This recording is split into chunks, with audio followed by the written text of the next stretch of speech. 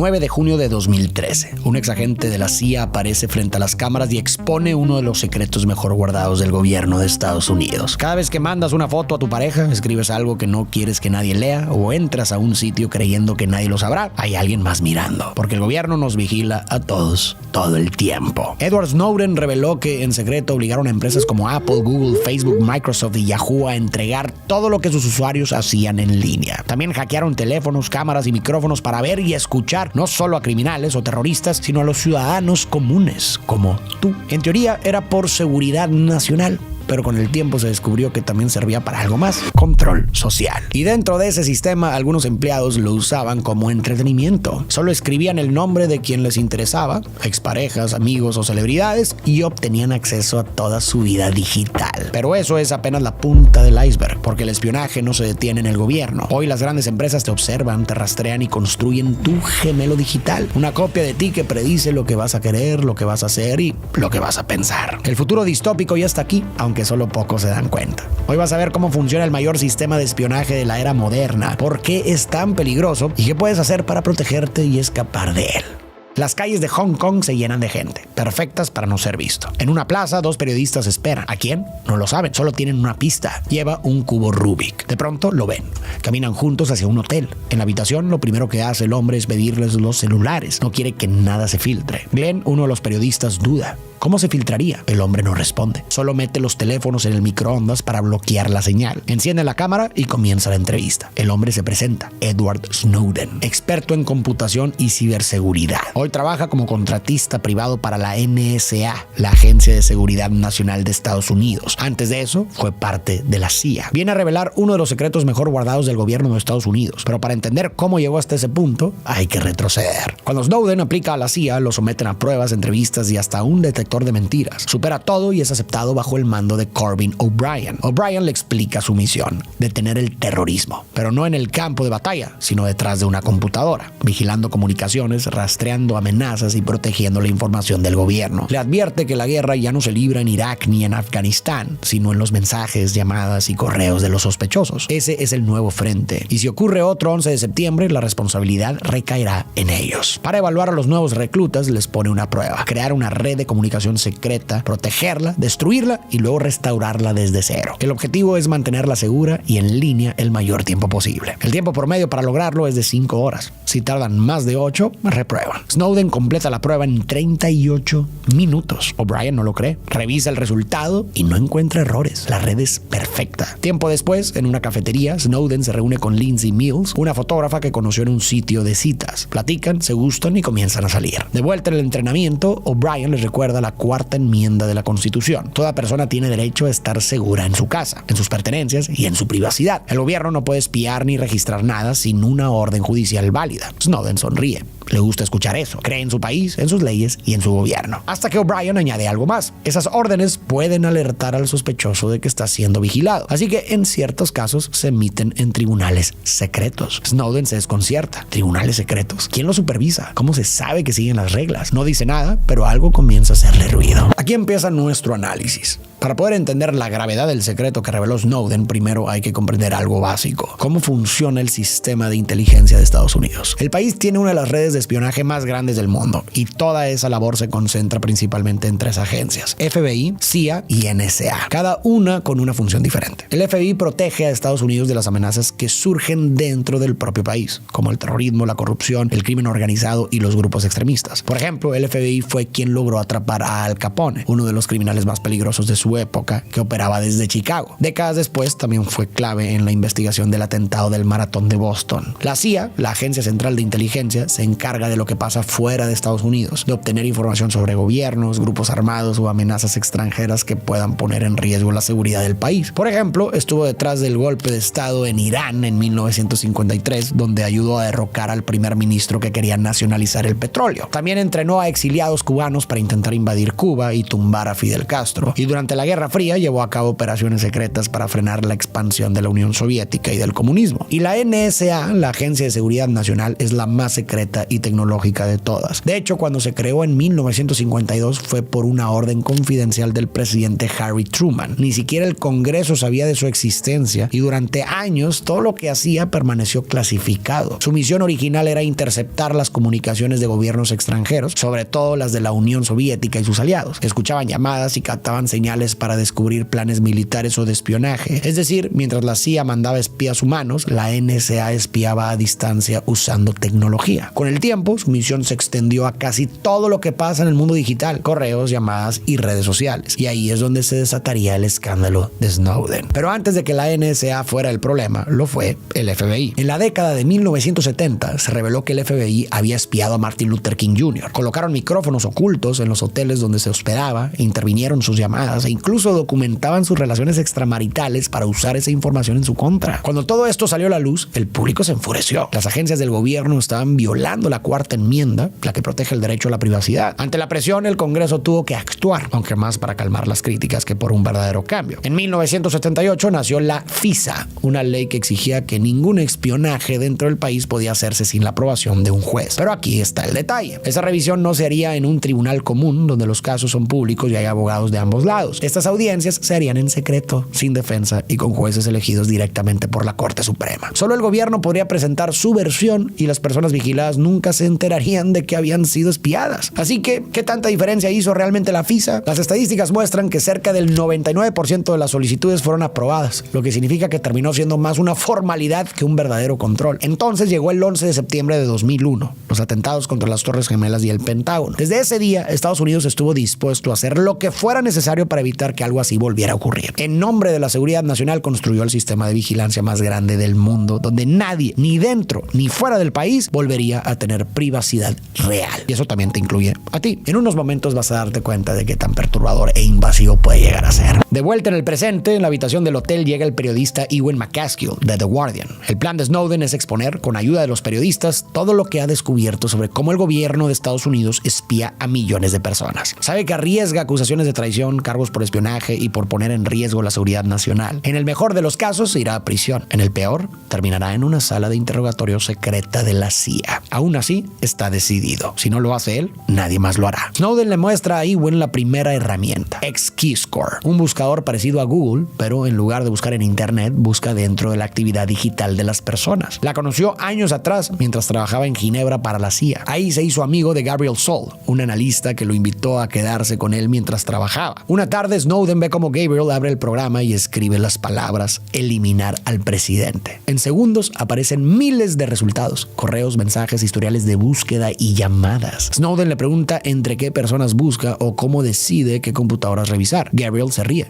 No hay filtro. Revisan todo.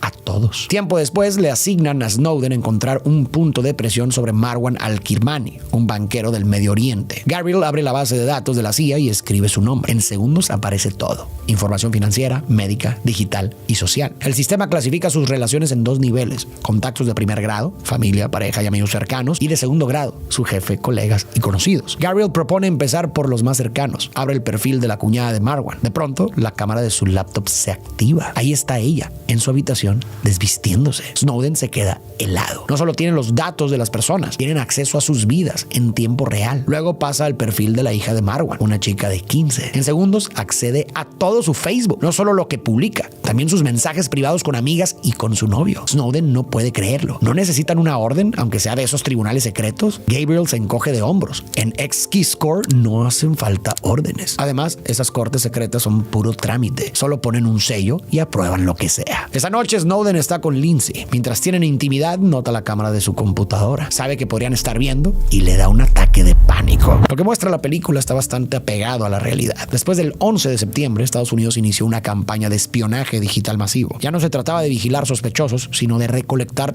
todo de todos. Y lo hacían principalmente de tres formas. La primera era obligando a las grandes empresas de tecnología a entregar datos de sus usuarios. ¿Y cuáles eran esas empresas? Facebook, Google, Apple, Microsoft, Yahoo, entre otras. Entregaban desde correos y mensajes privados hasta fotos, documentos y todo lo que una persona guardaba en la nube. Esto significaba que si alguien dentro del sistema sistema quería saber más de ti, bastaba con escribir tu nombre para tener acceso total a tu privacidad. Las búsquedas que hacías en internet, los mensajes que mandabas a tus amigos y las fotos que compartías con tu pareja. Y eso fue justo lo que muchos empleados empezaron a hacer. Espiaban a sus parejas, exnovias o celebridades, solo por curiosidad. De hecho, era una práctica tan común que dentro de la NSA incluso tenía nombre. Love Int o Love INT o inteligencia del amor. La segunda forma se conocía como Upstream. En este caso, la NSA ya ni siquiera le pedía los datos a las empresas, los interceptaba directamente mientras viajaban por internet. Imagina que envías un correo por Gmail. Antes de llegar a los servidores de Google, ese correo pasa por cables, routers y centros de datos distribuidos por todo el mundo. La NSA tenía acceso directo a varios de esos puntos de conexión gracias a acuerdos secretos con empresas de telecomunicaciones como AT&T y Verizon. Así podían copiar todo el tráfico que pasaba por ahí. La tercera forma era todavía más invasiva. La NSA hackeaba directamente los dispositivos. Metía un programa espía, un malware, en tu teléfono o en tu computadora y con eso podía registrar cada tecla que escribías y obtener tus contraseñas, mensajes y correos. Copiar archivos, ya sean fotos o documentos, y enviarlos a sus servidores. Y lo más perturbador, encender el micrófono o la cámara para escuchar y ver todo lo que hacías. Todo esto se hacía en nombre de la seguridad nacional.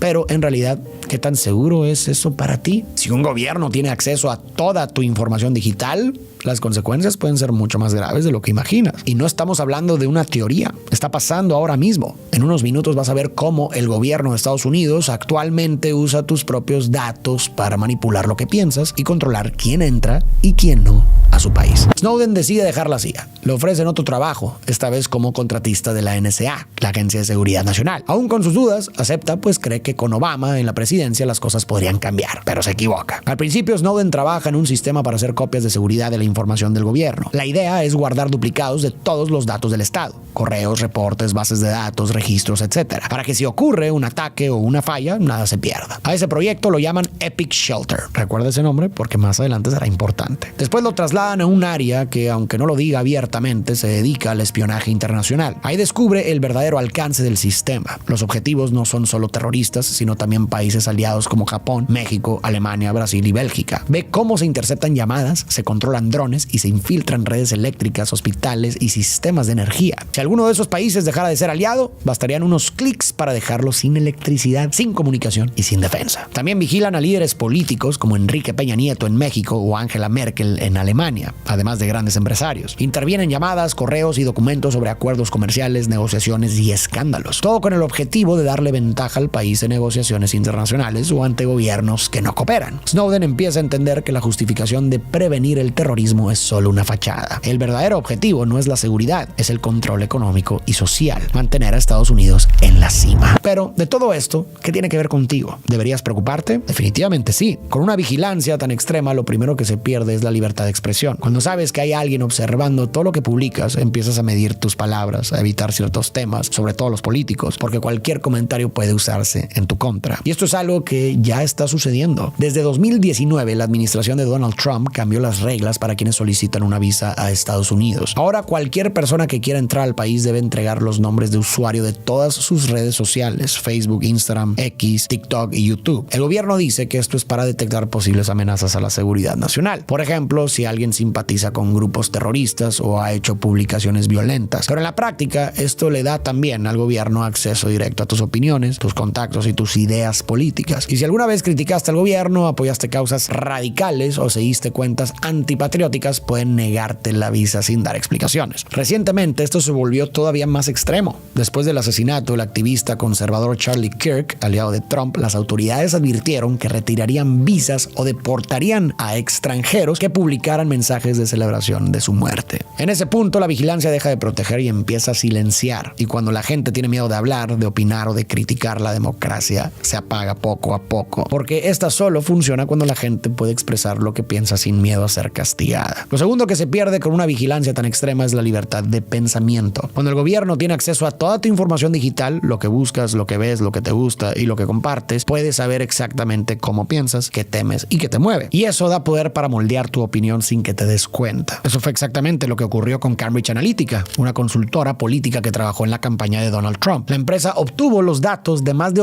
80 millones de usuarios de Facebook. Sus me gusta, fotos, publicaciones, amistades, temas de interés, edad, ideología y ubicación. Con toda esa información construyeron perfiles psicológicos de cada persona, qué les daba miedo, qué les emocionaba y qué tipo de mensajes podían convencerlos. A partir de ahí usaron esos perfiles para enviar mensajes políticos personalizados a millones de votantes. Por ejemplo, si el sistema detectaba que tenías miedo a la inmigración, te mostraban videos sobre violencia y fronteras. Si eras una persona religiosa, te aparecían mensajes sobre defender los valores cristianos. Y si eras joven y liberal, te mostraban publicaciones que te hacían sentir que ningún candidato valía la pena para que no votaras. Cada persona veía una versión distinta del mundo diseñada específicamente para influenciar su voto. Y al final Donald Trump ganó. Tal vez no todo se debió a esos datos manipulados, pero sin duda influyeron en el resultado. De hecho, tengo un video explicando esto a fondo, así que si quieres verlo, está en mi canal de documentales, te dejo una liga aquí abajo. Aunque el gobierno argumenta que el espionaje puede servir para prevenir amenazas o ataques terroristas, y en parte tiene razón, hay que preguntarse cuál es el encuadre, cuál es el límite o hasta qué punto conviene. Porque permitir que un gobierno tenga acceso total a la información de sus ciudadanos y utilice esta información o este mecanismo de forma incorrecta es un riesgo para todos. Lo más inquietante es que hoy ya no es solo el gobierno quien tiene acceso a esos datos. Ahora son cientos de empresas que los recolectan, los compran y los usan para influir en lo que ves, sientes, deseas, compras, haces, crees y decides. Y lo peor es que no tienen que espiarnos. Nosotros mismos se los entregamos todos los días. Más adelante veremos cómo consiguen esos datos y qué puedes hacer para protegerte. Snowden busca a O'Brien para entender qué hacer con todo lo que ha descubierto. Le reclama que nadie le dijo que estaban vigilando a todo el mundo. O'Brien le responde que han pasado más de 60 años desde la Segunda Guerra Mundial y no ha habido una tercera. ¿Por qué? Porque usamos nuestro poder para mantener la paz. Snowden no está de acuerdo. Dice que la gente no sabe que está siendo espiada. O'Brien contesta que ese es el precio de vivir seguros. Después le ofrece un puesto en la NSA de Oahu, en Hawái. El trabajo, en teoría, es para prevenir ciberataques desde China. Snowden acepta. Cree que por fin podrá usar su talento para defender a su país. Al llegar a las instalaciones, conocidas como el túnel, atraviesa un estricto control de seguridad. Dentro comienza a trabajar con sistemas de vigilancia que se usan para localizar terroristas y eliminarlos. Por primera vez siente que su trabajo tiene sentido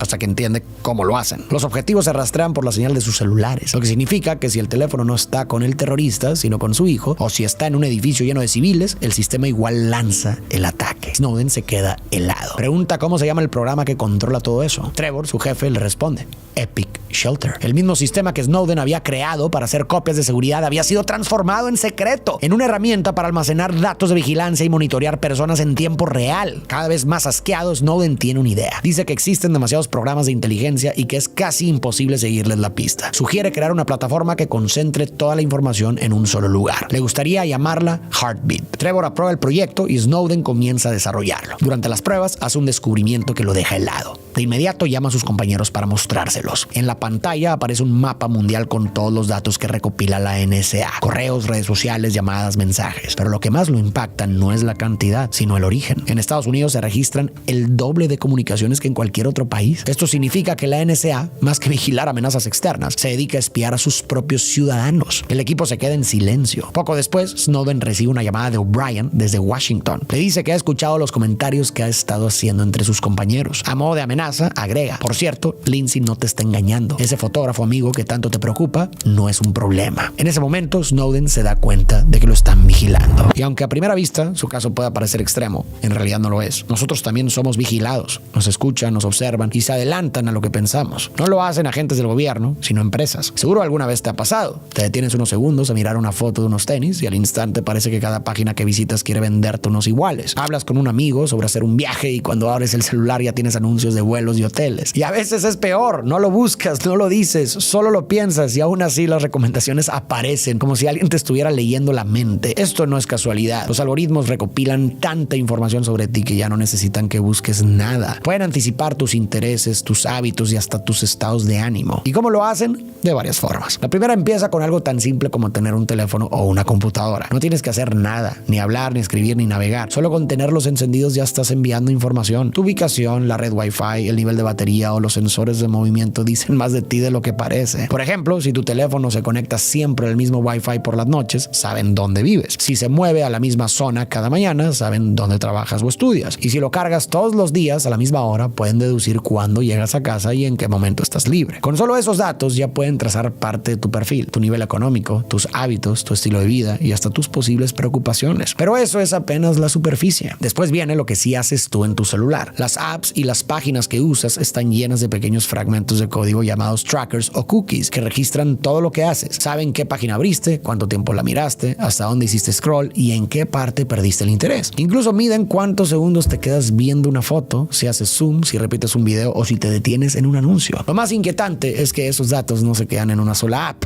Las plataformas los cruzan entre sí, conectando lo que haces en un lugar con lo que haces en otro. Y al comparar toda esa información, logran construir un perfil psicológico bastante preciso. Si sigues ciertos temas o páginas, el sistema empieza a detectar tus creencias, tus posturas y tus miedos. Si haces compras rápidas o entras en discusiones, se interpreta como impulsividad. Si revisas el celular todo el tiempo o cambias de pantalla sin parar, se registra como ansiedad o estrés. Y si pasas horas chateando o en redes sin interactuar de verdad, se etiqueta como soledad o vacío emocional. Como si eso no fuera suficiente, ahora se están sumando tecnologías diseñadas para descifrarte por completo. Por ejemplo, Google. Si aceptas opciones como anuncios personalizados o mejorar el reconocimiento de voz, le das permiso al sistema para usar el micrófono y analizar fragmentos de audio. No es que haya alguien oyendo tus conversaciones, pero el sistema sí puede detectar palabras, tonos y sonidos del ambiente, lo que significa que tu teléfono va recolectando información de lo que hablas y vives a lo largo del día. Spotify, como muchas otras plataformas, recopila datos cada vez que escuchas música. Registra qué canciones pones, a qué hora, cuánto tiempo las dejas, si las repites, etc. Pero en 2018 la empresa dio un paso más. Registró una patente que le permitiría analizar tu voz, su tono, velocidad y hasta los sonidos del lugar donde estás para detectar tu estado emocional y ofrecerte música que encaje con él. Por ejemplo, si hablas con voz cansada o triste, el sistema podría recomendarte canciones lentas o melancólicas. Luego presentó otra patente todavía más avanzada, un método para identificar tu estado contextual, es decir, si estás solo, acompañado, caminando, trabajando o incluso deprimido. Con toda esa información, Spotify puede entender tu estado de ánimo con bastante precisión, seguir alimentándolo y lograr que sigas escuchando durante más tiempo. Además está Amazon, que también patentó una tecnología que al hablar con Alexa, su asistente virtual, puede detectar si estás resfriado, cansado, estresado o triste solo por cómo suena tu voz. Pero no se queda ahí. Si Alexa nota que tienes la voz congestionada, te recomienda medicamentos o productos, no porque quiera ayudarte, sino porque detecta el momento exacto en el que eres más propenso a comprar. Y si percibe que suenas desanimado, Amazon te lanza más anuncios porque sabe que estás en un punto vulnerable y que muchas veces gastar algo te da una falsa sensación de alivio. Así, un simple cambio en tu tono de voz puede servir para medir tu estado de ánimo, aprovecharte cuando estás débil y empujarte a consumir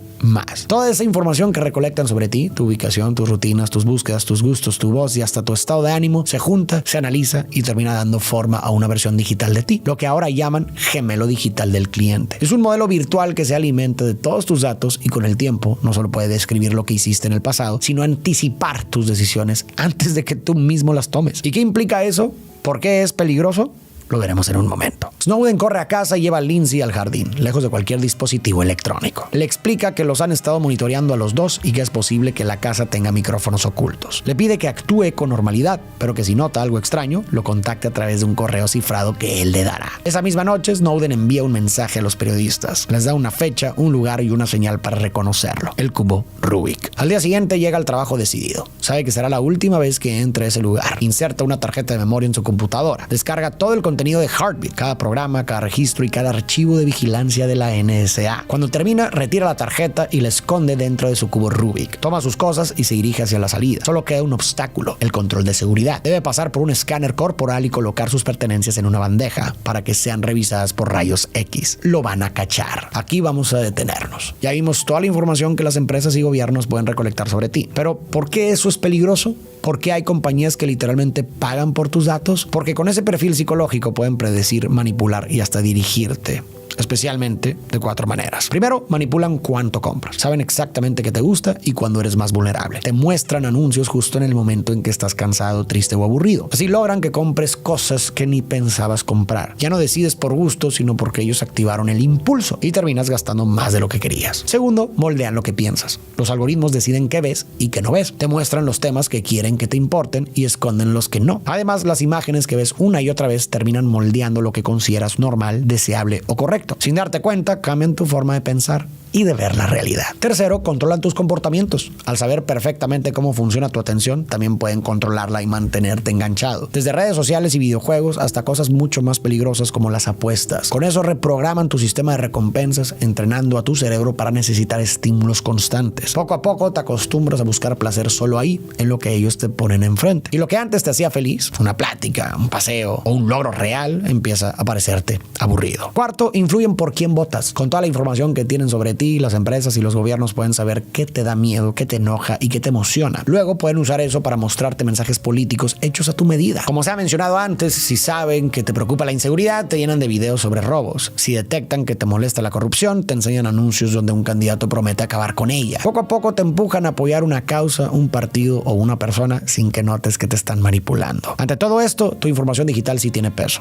Y más que eso, tiene poder. Ponerla en manos equivocadas significa entregar parte de tu libertad. Y esto es ahora. Imagínate cómo serán unos años o décadas. Por eso es fundamental empezar a cuidarte desde hoy. En unos momentos te voy a compartir algunas medidas sencillas que puedes tomar para protegerte. Snowden piensa rápido. Antes de llegar al detector, le entrega el cubo Rubik a uno de los guardias. ¿Quieres intentarlo?, le dice. El guardia sonríe y empieza a girarlo entre las manos, tratando de resolverlo. Mientras tanto, Snowden pasa su cuerpo y su mochila por el escáner. Cuando termina, el guardia le devuelve el cubo. Snowden sale del túnel y sonríe. Vuela a Hong Kong, se reúne con los periodistas y les entrega toda la información. Finalmente, la mañana del 5 de junio de 2013, se publica la primera filtración. El diario de The Guardian revela que la NSA obtiene todos los días los registros telefónicos de millones de clientes de Verizon, una de las compañías más grandes de Estados Unidos. El gobierno no escucha las conversaciones, pero sabe con quién hablas, cuándo y desde dónde. La orden viene de un tribunal secreto de inteligencia llamado FISA-CERT. Y todo ocurre sin que los ciudadanos lo sepan. Al día siguiente llega el segundo golpe. The Guardian y The Washington Post revelan el programa PRISM, que permite a la NSA tener acceso directo a los servidores de empresas como Google, Facebook, Apple, Microsoft y Yahoo. Con PRISM pueden obtener correos, fotos, mensajes, historiales y llamadas de millones de usuarios, incluso de personas que no tienen ninguna relación con el crimen o el terrorismo. Cada día aparece algo nuevo. La NSA espía a presidentes y diplomáticos. Escucha a Angela Merkel en Alemania, Dilma Rousseff en Brasil, Nicolás Sarkozy en Francia,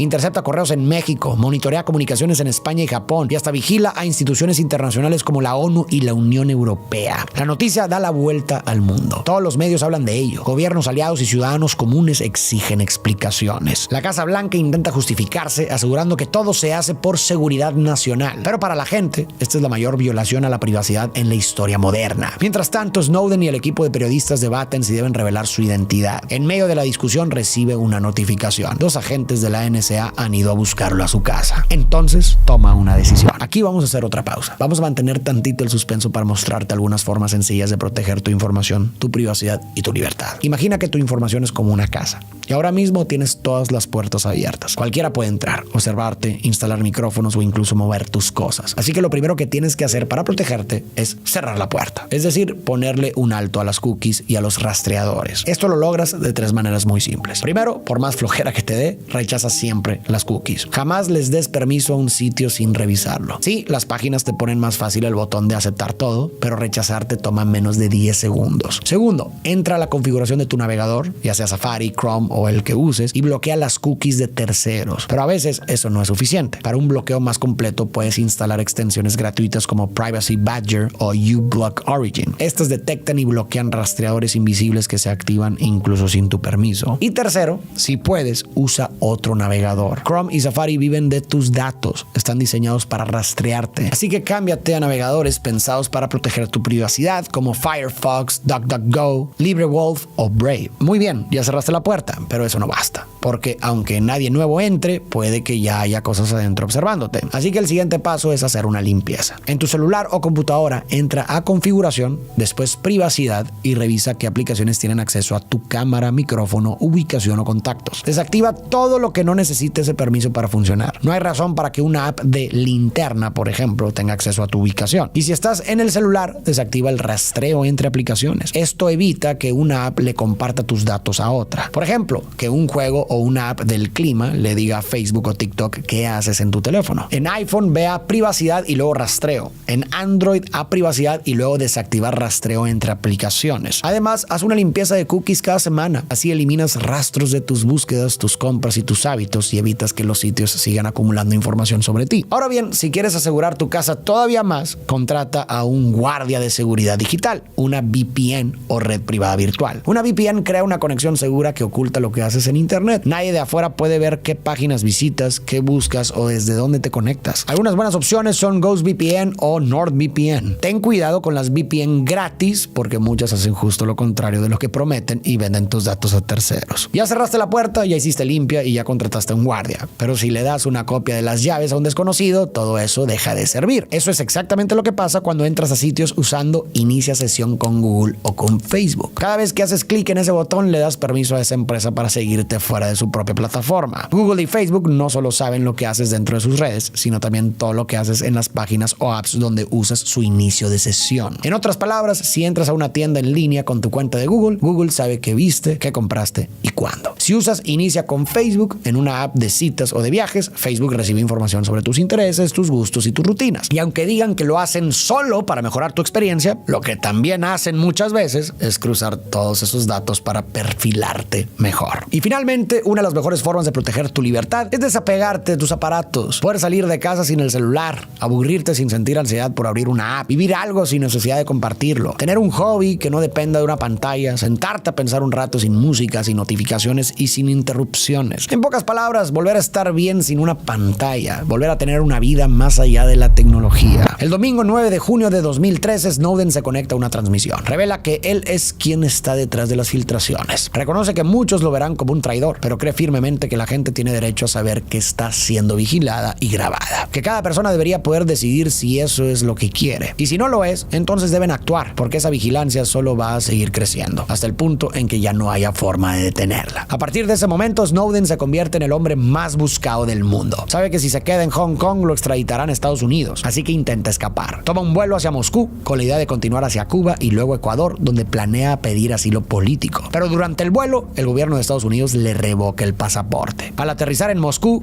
queda atrapado en el aeropuerto. Durante 39 días duerme en el suelo y come lo que le llevan voluntarios. Mientras tanto, en todo el mundo crece el apoyo hacia él. Miles de personas lo defienden y varias organizaciones exigen su protección. Finalmente, Rusia le concede asilo político temporal. Snowden se queda en el país donde sigue viviendo hasta hoy junto con Lindsay. Desde su exilio participa en una videoconferencia. El moderador le pregunta si alguna vez piensa regresar a Estados Unidos. Snowden responde que lo haría sin dudar si pudiera tener un juicio justo y transparente. Pero sabe que eso no va a pasar, que lo castigarían para dar un mensaje. Esto es lo que le ocurre a quien se atreve a revelar la verdad. Luego le preguntan, después de todo, ¿crees que valió la pena lo que hiciste? Entonces la imagen de la película cambia. Ya no es el actor, sino el verdadero Edward Snowden frente a la cámara, diciendo: cuando salí de Hawái lo perdí todo. Tenía una vida estable, familia y futuro. Perdí esa vida, pero gané otra nueva y me siento muy afortunado. La mayor libertad que he conseguido es no preocuparme por lo que pase mañana, porque estoy en paz con lo que hice hoy.